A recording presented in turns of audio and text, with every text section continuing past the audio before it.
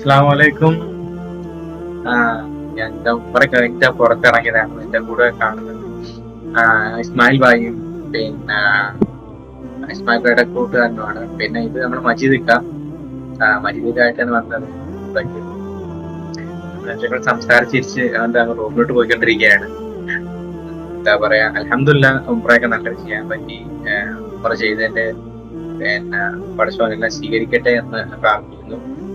ഞാന് എട്ടര വർഷത്തെ സൗദി അറേബ്യ ജീവിതത്തില് അതിന്റെ ഇടയില് അവസാനത്തെ ഉംറയാണിത്. ഇൻഷാ അള്ളാ ഇനിയും ഒരുപാട് ഉംറകൾ ചെയ്യാൻ പറ്റട്ടെ, പടച്ചോൻ തൗഫീഖ് കേൾക്കട്ടെ.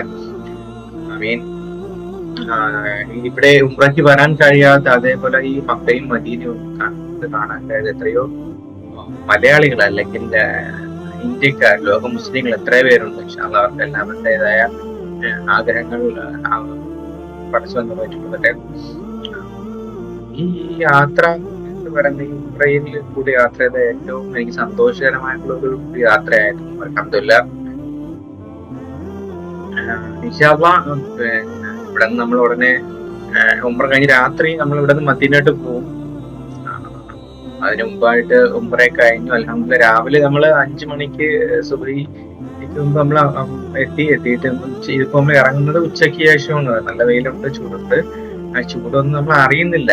അത്രയ്ക്ക് എന്താ പറയാ, പുണ്യമായ ഒരു നഗരമല്ലേ ഇത് എന്ന് പറയുന്നത്.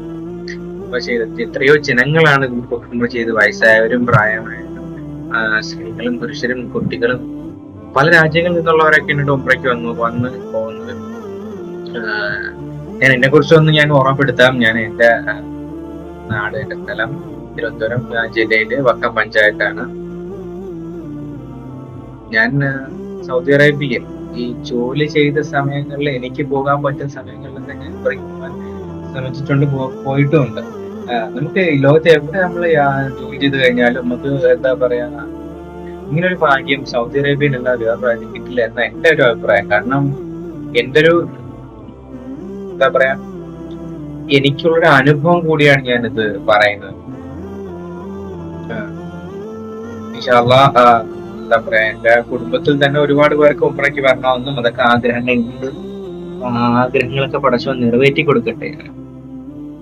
ആമീൻ.